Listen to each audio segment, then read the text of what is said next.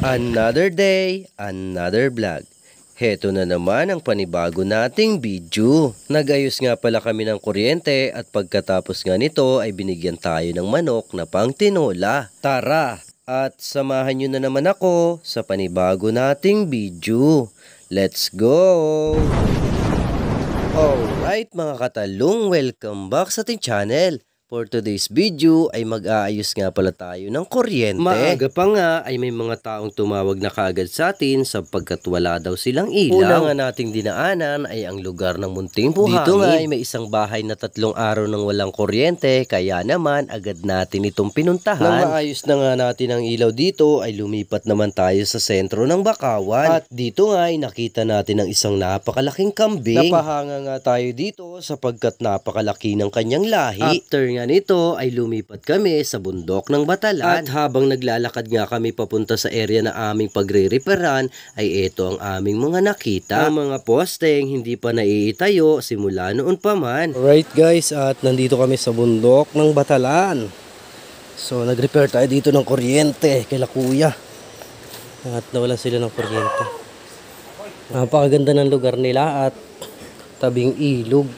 Tapos ito tabing bundok. Matapos nga nating ma-repair ang kuryente ni na Kuya dito ay binigyan tayo ng regalo. Ipinaghuli nga tayo ni Kuya ng native na manok at ito daw ang ating titinulahin. Sa sobrang tuwa niya kasi at meron na daw ulit silang kuryente ay binigyan pa tayo ng pang-ulam. Ako na daw niyang panabong.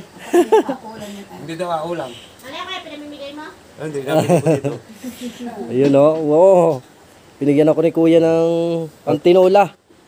After nga nito mga idol ay umuwi kaming masaya, dala-dala ang regalo sa amin ni Kuya. Nagawa lang si Kuya ng kuryente dyan ng manok. Sana all!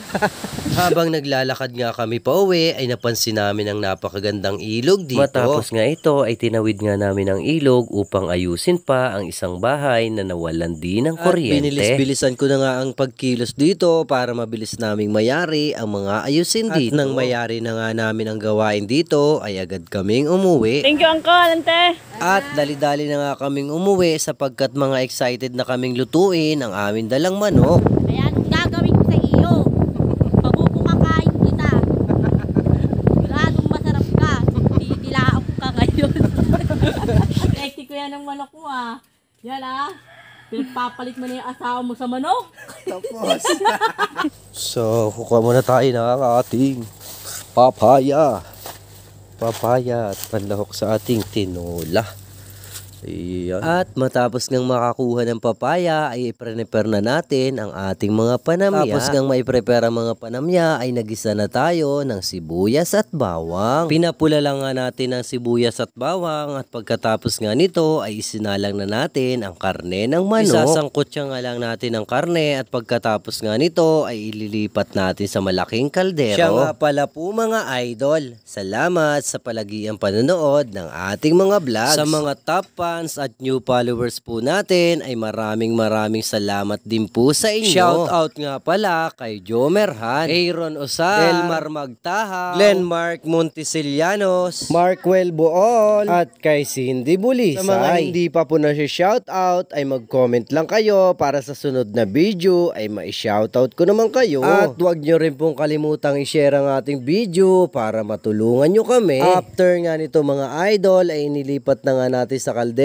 ang mga karne. Minabuti na nga nating ilagay ito sa kaldero para mas maraming sabaw ang mailagay natin dito. At napakasarap naman talaga ng native na tinolang manok. Napakalasa kasi nito kumpara sa mga broiler. At nang sa pakiramdam nga namin ay malapit nang maluto ang karne pati na rin ang papaya ay inilagay na natin ang dahon ng sili. Ito nga ang lalong magpapasarap sa ating tinola at siguradong mapapahigop na naman tayo ng maraming sabaw. Nilagyan nga natin ito ng paminta para may anghang ang ating tinola. Matapos nga ito mga idol ay nagsandok na nga tayo para makapag-start na tayo ng ating hapunan. Dahil nga medyo malayo ang ating sinalungang bundok ay agad tayo nakaramdam ng pagkagutom. At bukod pa nga dyan ay napakasarap na ang ating tinola kaya naman na-excite na tayong kumain. At medyo matagal-tagal na rin tayong hindi nakakatikim ng native na tinolang manok kaya naman na-miss natin ang lasa nito. Sa part nga ito mga idol ay nagsandok na tayo para malasahan umpisahan na natin ang